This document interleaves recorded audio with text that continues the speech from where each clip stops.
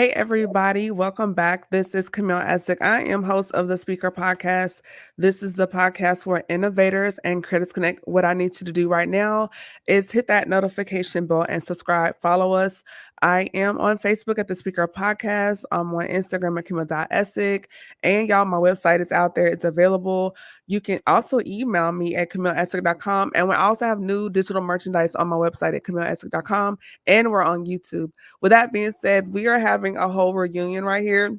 If you've been rocking with me since the beginning of the Speaker Up podcast, you may remember this couple from my streaming days when I was just streaming only, not doing the live.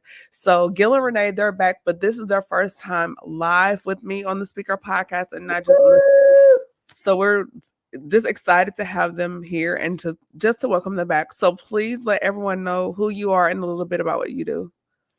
Hi, my name is Renee. And I'm Gil from the Rich Relationship Refuge. And we are marriage mentors. We help people to have a better relationship with themselves, God, and others. You know, we started doing just the marriage mentoring about 19 years ago.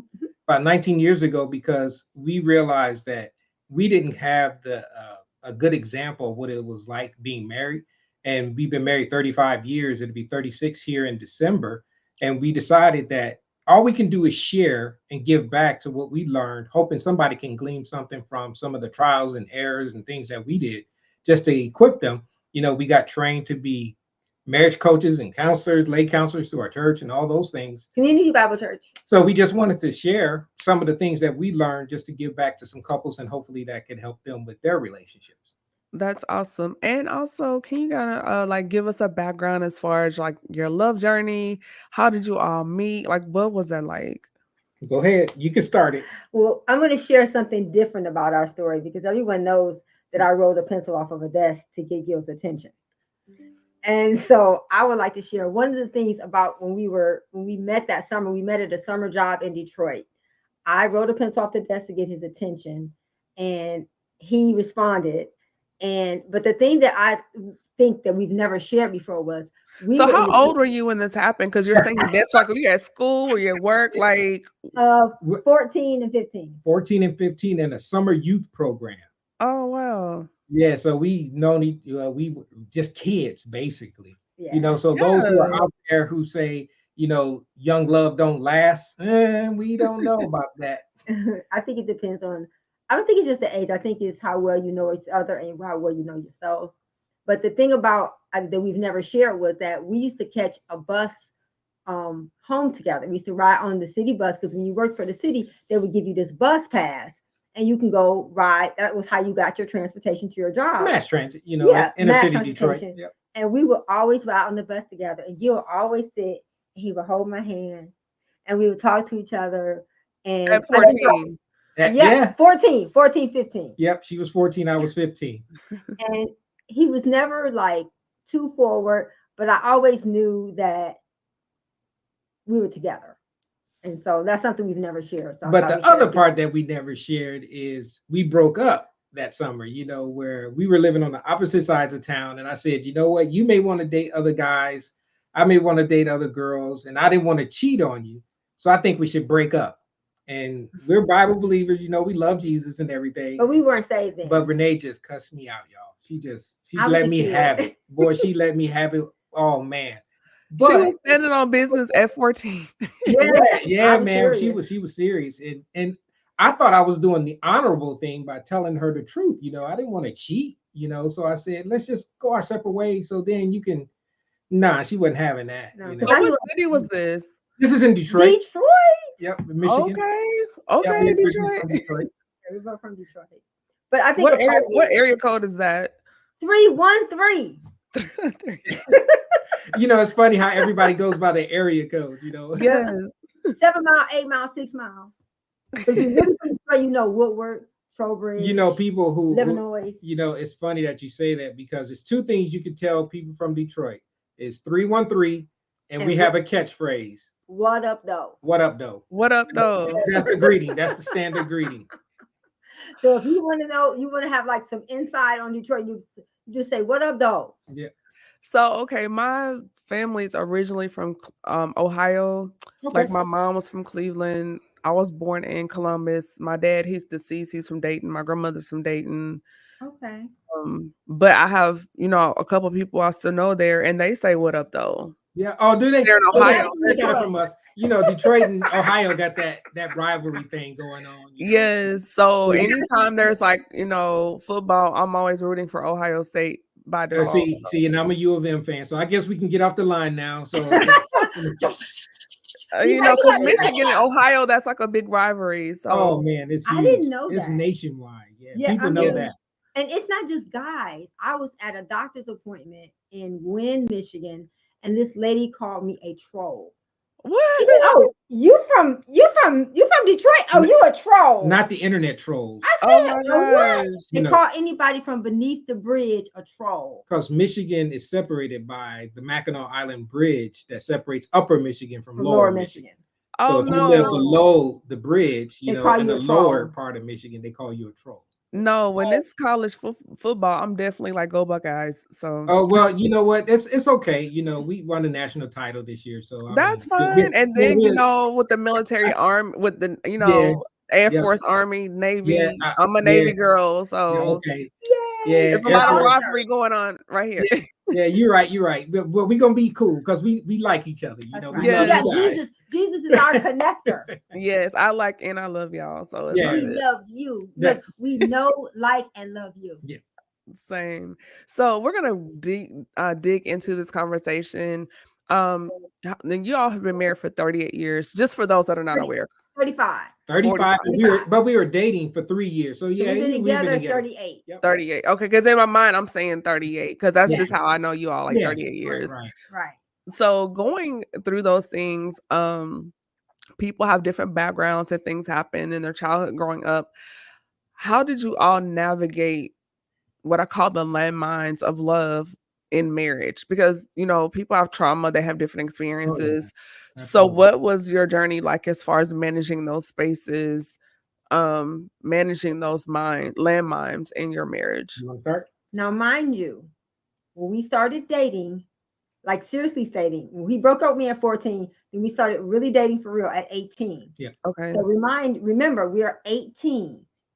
We got married at 21. My mom was an addict and she got killed by a serial killer. My mom was never married. So I grew up being raised by kind of everyone in my family. So I had a lot of rejection issues. I had a lot of insecurities about, because my mom was very verbally abusive. So I had a lot of baggage. That being said, I think that the difference between our generation, like we were very resilient because we had to be. If I didn't get things figured out, I didn't have a backup plan. I couldn't say, well, if this doesn't work out, then I'm going to, because I was on my own. I lived on my own at 18. Gil's sister and I were roommates. Okay. So I think for us, because we didn't have social media, we didn't have we didn't have a lot of those things. So you really had to spend a lot of time with yourself. We walked a lot. So I did a lot of thinking. And so I think that I was very aware of things about me that I didn't want to do. So when me and Gil got together, I had already decided some things I didn't want to do. Mhm. And so I already had some boundaries for me. And so when we got together, I just saw him as someone who saw me and got me. Mm-hmm. And I appreciated that. Yep. And for me, my parents got divorced when I was younger. So what I did was I realized early in my life, I wanted to be married even when I was younger. At that age of 14, 15, I knew I wanted a wife. I knew I wanted to be married. I knew that was an example of how I wanted to be, and I started working on those things, and that little thought stuck in the back of my mind, that I want to be married. So therefore, I also knew that there's things that I needed to learn and needed to do in order to be a husband. What it was, I had no idea or how I was going to accomplish it, but that was something that I knew I wanted to do. So when it comes to those landmines, that was something that I think I rethought about and tried and already decided before we even got together, or even before we walked down the aisle, or even got engaged, that I knew what I wanted from the very beginning. I think a part of what some people go through is you have to make up in your mind what you want from a relationship before you actually even get into it. And I think a part of that is about really you knowing you and being consciously aware of your strong suits and your shortcomings and things that you need to grow at. Because how can you be deficient in an area, realizing, let's just say it's communication or how you resolve conflict, and go into a relationship thinking it's going to fix itself? There are things that you're going to have to do and figure things out, And you and I really, I was the kind of person, I had a list. I was big on lists, pros and cons. What's the pros? What's the Mhm. cons? What's the goods? What's the bads? And you and I, we talked about everything. I mean, he was my best friend. We talked about what we wanted to do when we got married and when we had kids, and who was your favorite person and who was my favorite person, and you know, how is your credit? How is my? And we were 21.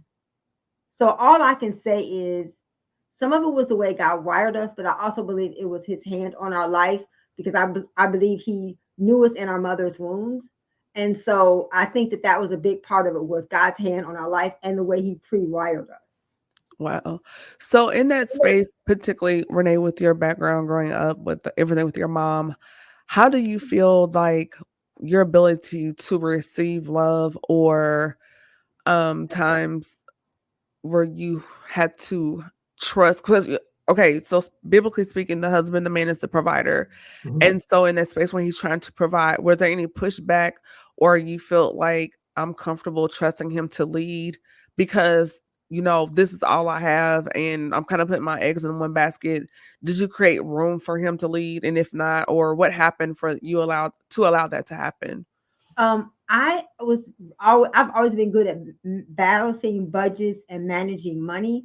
So even before me and Gil got together, I already had my own check account. Already had it wasn't a lot of money in it, but I already had things. I already knew how to run a house before I got married, and so Mhm. when we came together, we were Gil knew what he was good at. I knew what I was good at, and so because we both really didn't have a lot, I think the thing that was really made me feel confident with giving up what the career I had was because we made a decision while we were dating that we'd never let money come between us.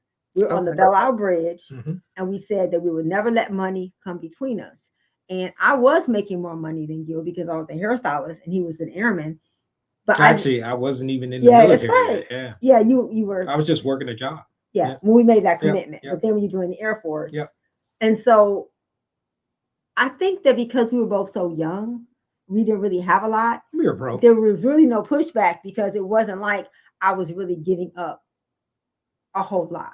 And I think even from the environment that Renee kind of grew in, she had strong women examples in her life as far as being very, you know, Dominant. dominant, but also there was no husbands around or anything like that. Not, and so she was very independent already, even from raising her siblings and things like that. So she really over the time had to start relinquishing, not that she pushed back as far as like me being the head of the house and we used to fight about who's going to do what. But I think as we really got involved with our relationship with the Lord and those types of things, there was a shift and a change, where I didn't have my dad to give me an example of what it was like to be the head of the house. He Mhm. wasn't a believer in his early life, even when we was kids. But later on, I realized that there was just some things that I was going to have to step up and do as being the head of the house. And Renee has always been easy to relinquish some of the rights and responsibilities that I felt I should take on as the head, of being that household leader. And I think our Yeah. temperaments have a lot to do with that. Okay. I think that a lot of it is temperament. Mhm. I do have a strong personality, but I also respected Gil a lot and I admired him. So it was never really a struggle, except women we pray, we want him to be the lead, we want him to be the lead until he tells you no. How do And you so handle the no? Like, as the wife, how did you handle the no? Or how oh, do in the you handle the beginning, no? I didn't do good with the nose. I would have temper tantrums. I would fold my arms and close my eyes, just ride in the car in total silence. And then the Lord started teaching me that is rebellion. Mm. If He asks you to do something and you silently decide to not do it, then it's rebellion. And I was like, oh wow, I didn't know that. I didn't know that. I didn't know I was being rebellious. I just thought I was just giving him the silent treatment. I didn't realize how negative that was. I knew it was a silent treatment. But but I also realized that even in our earlier relationships where we went through the struggles, just like everybody does, trying to figure things out, who's doing what in the relationship. But she was always not from a rebellious point of we would have these knockdown, drag out arguments about certain things or anything like that. Communication was the key. If we talked about everything, like she said a little bit earlier, that is the key to where if you're thinking about something, or I would always say it's okay to question for understanding, but when you question when a decision has to be made, then that's a whole different ball game. If you need to understand why I say we should do A or B, then And talk it's about it. my responsibility to explain it. What my mindset is and what I'm thinking about versus it's because I said so. No, that don't fly. That won't work, Mm-mm. especially in a relationship. Even, and I didn't have that type of mindset even in the beginning of our relationship because I wanted her input. I wanted to know what she's thinking because we were so young. I had doubts and uncertainty about things and question things, but it's always better if you got a buy-in of the person you're in relationship with when you have to make a big decision, like say moving across country or changing jobs or changing roles or even changing careers and things like that. You want that counsel. That's good. So as the husband, Mhm. do you feel like her trusting your leadership just reaffirms you even more? Because I think in this generation, there's such a testing of the wheels, like an ego back Yeah. and forth that maybe they don't understand that concept. Because so can you kind of unpack a little bit more when her trusting your decision on something, and if it doesn't work out later, fine, but just her just having Right. your back in that decision, like as a husband, can you kind of unpack what that Yeah. really Yeah. is for Absolutely. men? Absolutely. That's a great point because a part of it is being consistent. I think I had to establish how to be consistent first in decisions that I were making, not having second thoughts, not going back and forth and vacillating between do A or do B and not having the certainty about things. No, you can't have certainty about everything, but when a decision comes up, you have to really decide, hey, this is what I'm thinking, this is what I want to do. And I wanted to make it from a standpoint of if I'd make a decision and we are in this together, I'm going to always be thinking about us and not just me and not just what I want and what I want to pursue or even do from that standpoint. So I think it's a part of being consistent in making those decisions, but also being comfortable in your role as the leader of the household too, or Mhm. even the leader in the relationship. And I think Renee made it easy because again, we talked about it. I think that is so key and so pivotal about, having a good, healthy balance in your relationship because you got to have that foundation of communication. It is foundational to everything. And then for you, Renee, just part two of that question, what was that like for you? Like once you're like, okay, I can really trust him in that decision, and actually it made things easier versus I want to say fighting against him, but not being rebellious as the word that you use. Mhm. Like as a whole, did that make the environment easier, Yeah, or you kind of find your stride or your rhythm, so to say? I think a part of it is even when we were dating, if you said he was going to do something, he did it. He said Okay. he's going to be somewhere, he was there. So he showed me that I could trust him. And so trusting him with the small things made it easier for me to trust him with the big things. Yes, I still had insecurities. Yes, I still had self esteem issues. But I tried to lean into he hasn't given me a reason not to trust him. And That's good. so I Like think the that too. receipts. He gave you receipts. Yeah, thank you. Thank you. Exactly. He had a big old he was his job, he would go, he'd be gone for 3 days and home for 3 days. He had this big, huge box with all these letters and his journals and everything. And he said, you can go through it, you can read it. I don't care. I was like, really? And I found a journal because Gil is a writer. He likes to journal. And I was reading his journal and I did have my doubts about if he really was as in love with me as I was in love with him. And when I Mhm. read his journal and I saw how much I was in his thoughts and in his preparation, and he's talking about me, and I was like, oh my gosh, he really loved me. And we were Mhm. already married. So I think that the more that your actions and your words line up, the easier it is for you not to get pushed back. Yeah, I think a lot of men, particularly because I listen to a lot of narratives within my Mhm. demographic, and there's this whole thing about submission, but they're not getting is women want to, but they need security, they need Oh safety, yeah. and Mhm. provision goes beyond just having money, Yep. meaning Yeah. you need to provide a space that is emotionally safe, Mhm. psychologically safe, spiritually safe, and like you said, being consistent. And in Yes. those things, it makes it easier for a woman to submit or follow the man's lead, and not as a um Author- dogmatic, yeah, Right. authoritarian type. Right. yeah, macho or misogynistic, misogyny or Yeah. mentality, but actually in a healthy, spiritually, emotionally safe place that once the man provides that space, then the woman can, as we say, walk in her feminine energy more as she should and not have all this other stress. Um, and on the woman's part, when we see a man not being consistent, we get tight, you know. Yeah. Mhm. And in the back of our mind, we have like, okay, just in case, we start going into break glass in case of emergency mode, Right. because You start he is, planning your exit. yes, I think about even the from egress guys. is real.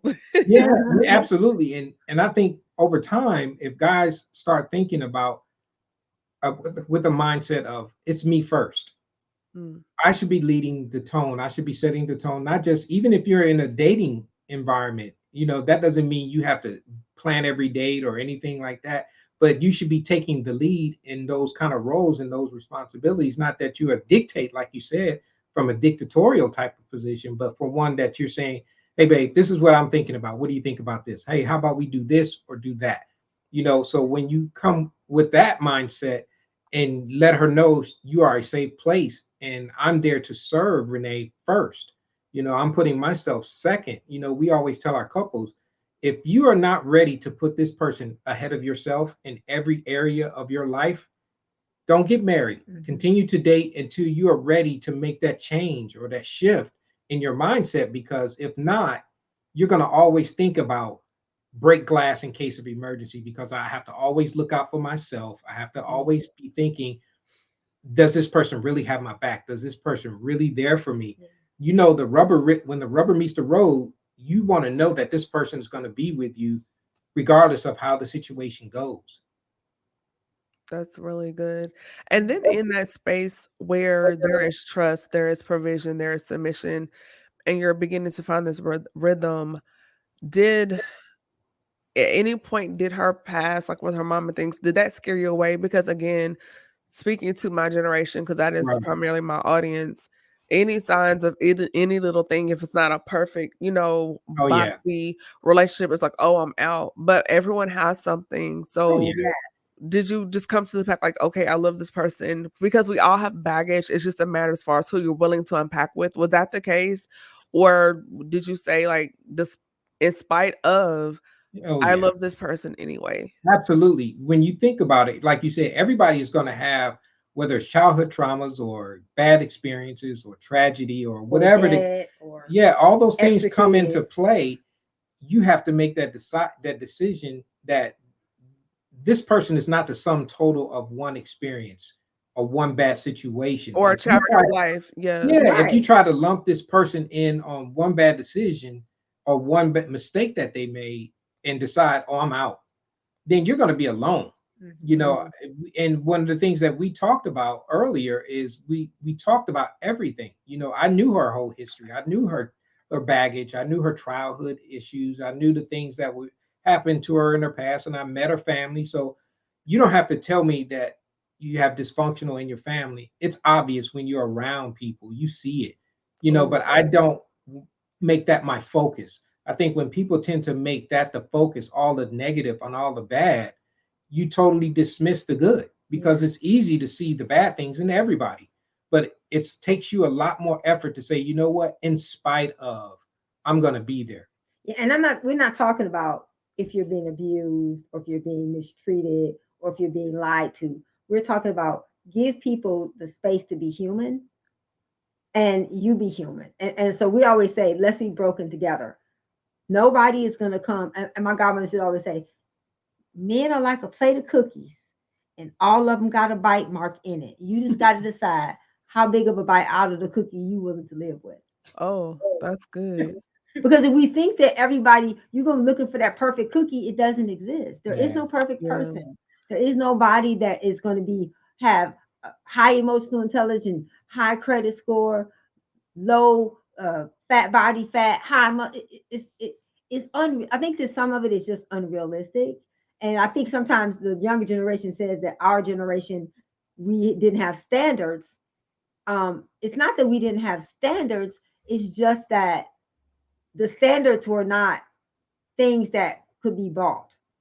You It know, wasn't surface or it was materialistic. I character. think a I lot look of it at now is social character. media based as well Oh too. yeah. Yeah, So, Yeah, um, definitely. Because you're looking at people's snapshot. You're looking at one moment in time as whatever they decide to post.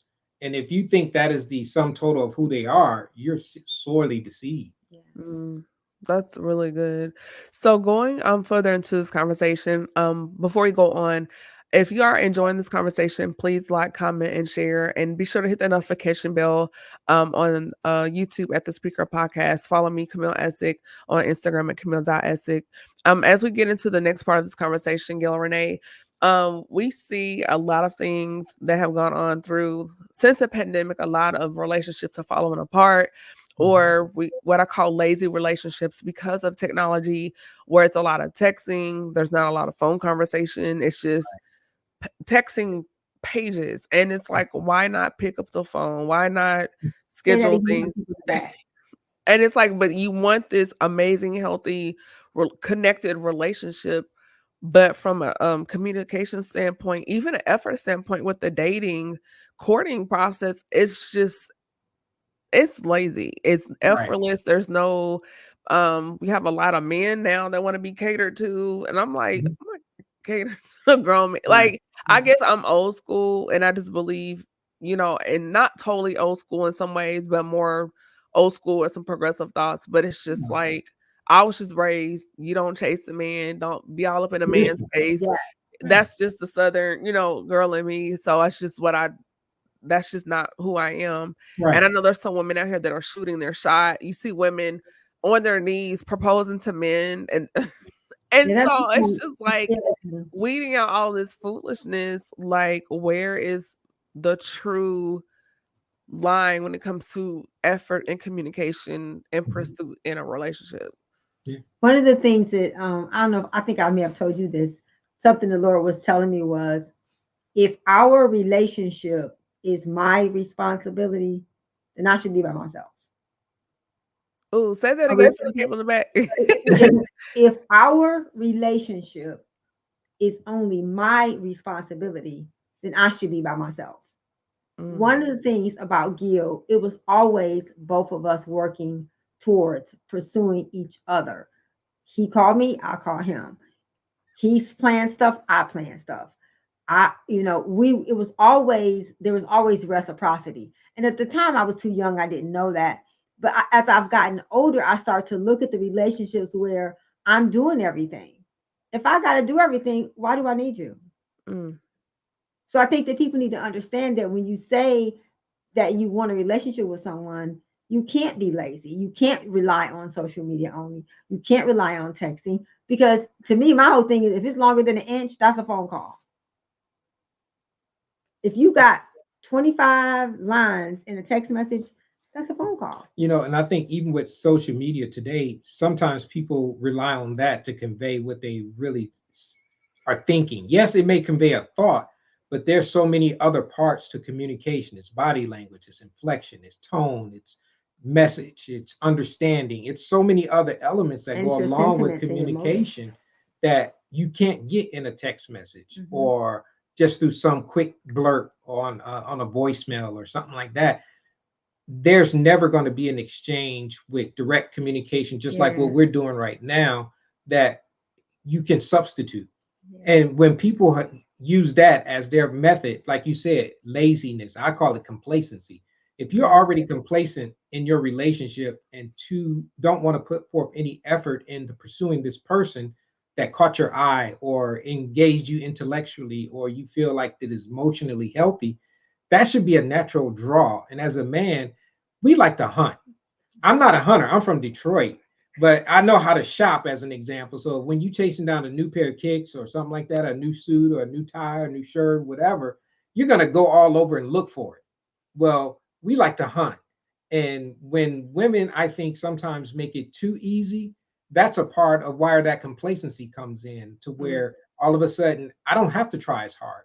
If I know I got X amount of women gonna propose to me, like you mentioned earlier, or engage with me, they get lazy. And I, just like you said, I've seen that, whether you look at it on a feed or even just see it in natural life, because I'm around, that demographic of, I would say, 18 to 30 in my yeah, daily life, in a work environment on a military base. So I see it right.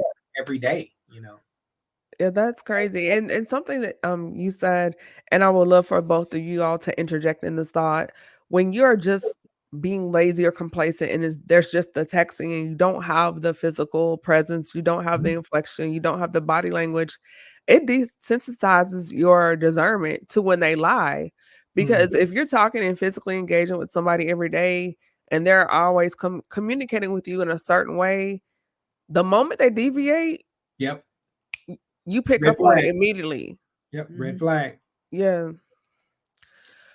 I How agree. We're military, so we've had times where before FaceTime and before texting, where we literally had to write letters to each other. And snail so mail. yeah, we had to send Snail mail. mail, and Yeah. I still have my letters. I have a box of letters. Um, I think that the more you're able to communicate your thoughts in writing, not in a text, but in letters and in journaling, I think you know what you want and need, and so that way it comes across to the other person. Because when Mhm. you write something down, some thought has to go into that. So I think that because people don't do the face to face and they don't spend time together, and because people just do these little bitty short little like blurbs, I think that it is like you said, your discernment does become dull because you don't know their body language. You can't look at their face. You can, 'cause that's what I always say. Send me when people say, "Oh, I'm dating so and so," I'm like, send me their picture. I want to look at Right. their eyes. Man, that's the second time I've heard that in the last, like, 2 weeks. Send me a picture. I want to look at Somebody their was eyes. like, "It's in their eyes." It is. It's always in their eyes. Right. Right. There is a darkness that you can see in people's eyes, and it's for real, and it makes me sad. And I think sometimes you can't ignore, you made a good point, that if we've been dating and all of a sudden I deviate from my normal pattern, that should be an indicator. That should be a yellow light. That should be something that you bring up as a point of engagement or point of conversation. Like, hey, is everything okay? What's going on? This is Mhm. something that I noticed. Not in an accusatory manner, but just saying, Like hey, you this checking is in. something that I see. Is everything okay? Not necessarily with you, like you did something wrong. You don't have to own that part, but just saying that, hey, I'm watching our relationship enough to know that when something is different, I'm going to point it out. And it's up to us to decide that, hey, this is requires more investigation. This requires us to dig deeper into this as a couple, as two individuals that's deciding, hey, dating is preparation for marriage. So if you're dating someone, you should be screening them, just like you trying to get that Fortune 500 job as a new career. You should be screening them like you getting hired. Not that it's a job interview, but you should be having that same type of mindset that I'm Discernment. preparing to spend the rest of my life with this person. So I need to really dig in and really learn this person and learn their language and their mannerisms and their inflections and all the things that are important in establishing good, healthy communication. That's good because you do want to be with someone that can weather the storm with you because things in Oh life God, will happen. As we say, life will life. yeah, And the life be first life. time, it thunders or storm comes and they're like, "Oh, I'm out." It's like Yeah, so you do want to, kind of vet that person, as you said, um, like you would for a Fortune 500 company, yeah. because You got to life be is going to resilient. happen. Yeah. Yes, And I and think then that's also what too, how they respond. Like, are you gonna get mad and punch the wall, or are you gonna lay in the bed and not bathe for 3 days? Like, we need to Yeah, know these things. So those things do matter. and something else I looked at that I noticed, and you have. I've always loved old people. I've always been a person to sit there and listen to the old women, listen to them talk with my ears open and my ear mouth Yes. hustling. closed. Yes, we love the mothers and the unks. Oh, just love them. And I would sit there and I would listen to them, and they would say, "Baby, you better watch how he treat his mama." Because if you treat his mama bad, he gonna treat you bad too. I watched how Gil cared for his mother and his sister and his grandmother, not in a mama's boy way, but in a he is the man of his family. He is going to look out for them. So if he's doing that for them, then he's going to do that for me. And so you can't ignore those things. All the things that you were told when you were little and you're growing up, those things may seem out of date, but the relationships that are successful are based on those old fashioned, outdated, antiquated principles. Yes, even And in so those many. there are outliers because people do have different family dynamics. Oh yeah, So there are absolutely. instances, and you do have to understand that as well. But I Yeah, definitely understand what you mean by that. yeah, Oh, yeah. because everybody has. I hate saying the word everybody because Most people. most people, if you have good examples, whether it was your direct father or uncle or coach or Yeah, somebody mine in was your my life. grandparents, like, that they Yeah, are, like, one of my what I call templates, and I have a couple yeah, people like, I look at you all, my Mhm. grandparents are both deceased, but they were, like, another template for me. So I do have a couple people in my life that I can draw from. I'm going, "Okay," like, so yeah, yes, I've seen good marriages and been around them. They were married until my grandmother died. My grandparents were married for 52 years. yeah. Wow. And kind of goes back to what you asked originally. The reason why we do Rich Relationship Refuge is because we want to not be forced mentors for anybody, but we want to share some of the things that we have learned over the time that we've been together, good and bad, that hopefully somebody can glean from and use as a template or an example to go from, or at least starting point. Because unfortunately, we've had relationships, or I've seen relationships in my own family that have spanned years and years and years, but Mhm. it's not a conscious effort to share those things, those principles about what made you successful in your relationship or in your marriage with people naturally. Right. So we are conscious about opening up, when we go live or we talk about things, and like being here on your show, we're just sharing the things that we know. Do we think we have all the answers? Absolutely No. not. But we can give you a reference point or something to start with versus an empty sheet of paper.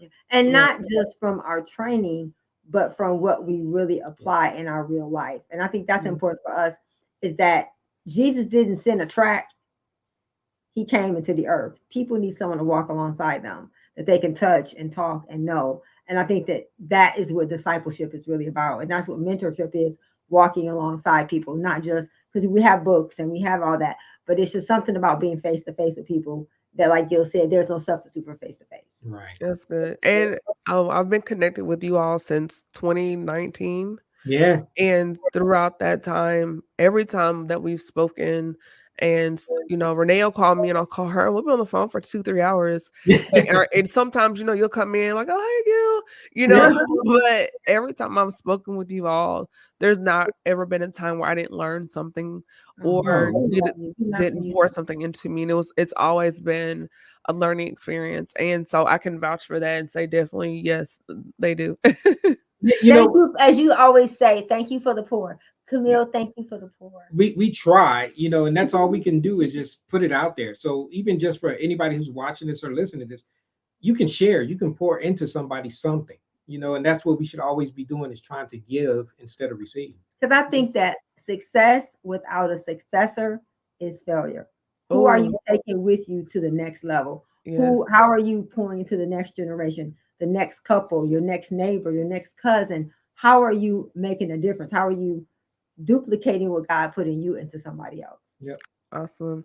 I cannot wait to bring you all back because I definitely want to continue this conversation with Oh, you all. absolutely. But Anytime. before we wrap things up, I do want to say thank you everyone for tuning in. Be sure to follow us on Facebook, Instagram, YouTube. Also send me an email there at the speakerpodcast@gmail.com. And before we get to those things, Gil and Renee, do you have like a little nugget or gem that you can leave with the viewers and listeners? And then also, where can people reach you on social media? I think the most important gem that we can leave with them is that in order to love somebody else, you got to love yourself. And that is going to come from your relationship with God. Mhm. So, of all the training and tools that you can get, it starts with your relationship with you and God. And from that, you build on that.